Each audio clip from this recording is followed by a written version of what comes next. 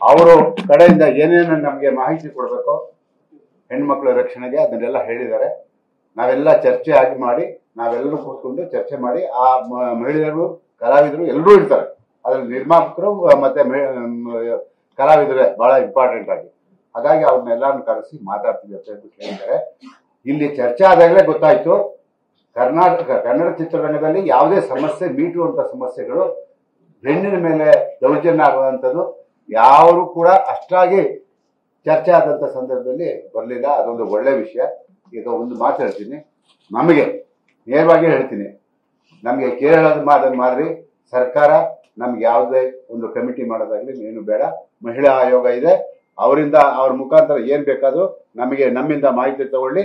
ಇವತ್ತು ಹೇಳ್ತೀನಿ, ಬಹಳಷ್ಟು ಜನ ಹಿರಿಯರು ಆಳು ಹೋಗಿದ್ದಾರೆ ಈ ಕನ್ನಡ ಚಿತ್ರರಂಗಕ್ಕೆ. ಅವ್ರದೇ ಆದಂತ ಒಂದು ಕೊಡುಗೆ ಇದೆ. ದಯಮಾಡಿ ನಮ್ಮ ಕನ್ನಡ ಚಿತ್ರರಂಗಕ್ಕೆ ಅದನ್ನೆಲ್ಲ ತರಬೇಡಿ. ನಾವೆಲ್ಲರೂ ಕೂಡ ಸೌಹಾರ್ದತೆಯಿಂದ 90 ವರ್ಷಕ್ಕೆ ಕಾಲಿಟ್ಟಿದ್ದೀವಿ.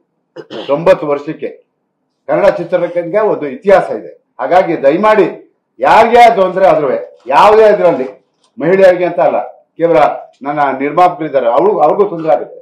ಇವಾಗ ಕೇವಲ ಚಿತ್ರರಂಗ ಅಂದ್ರೆ ಮಹಿಳೆಯರು ಒಬ್ಬರಿಗೆ ಅಲ್ಲ, ನಮಗೂ ಆಗುತ್ತೆ, ಬಹಳಷ್ಟು ಜನ ಗಂಡಸರಿಗೂ ಆಗುತ್ತೆ. ಅವರು ಸಮಸ್ಯೆ ಬೇಕಾದಷ್ಟೇ ಎದುರಿಸಿದ್ದಾರೆ.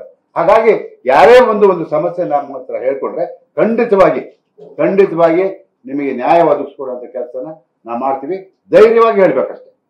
ಹೆಣ್ಮಕ್ಳಿಗೆ ಆ ಧೈರ್ಯ ಬಂದು ನಮ್ಮಲ್ಲಿ ಉಪಯೋಗ ನೀವು ಹೇಳಿ ಅದನ್ನ ಬಗೆಹರಿಸದೆ ಹೋದಾಗ ನೀವು ನಮ್ಮನ್ನ ಪ್ರಶ್ನೆ ಮಾಡಿ ಖಂಡಿತ ಆ ಕೆಲಸ ಮಾಡಿ.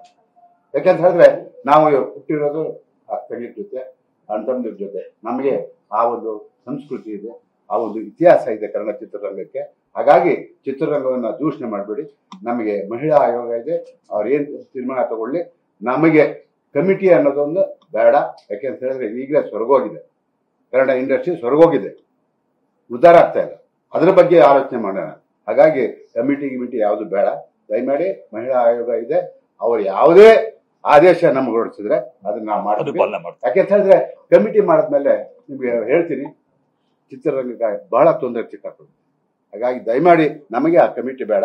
ನಮ್ಗೆ ಏನಿದ್ರು ಸಮಸ್ಯೆ ಇದ್ರೆ ನಾವು ಬಗೆಹರಿಸ್ತೀವಿ ಅನ್ನೋ ಗ್ಯಾರಂಟಿನ ಕಲಾವಿದರ ಸಂಘ, ನಾವು ನಿರ್ಮಾಪಕರು ಎಲ್ಲರೂ ಕೊಡ್ತೀವಿ.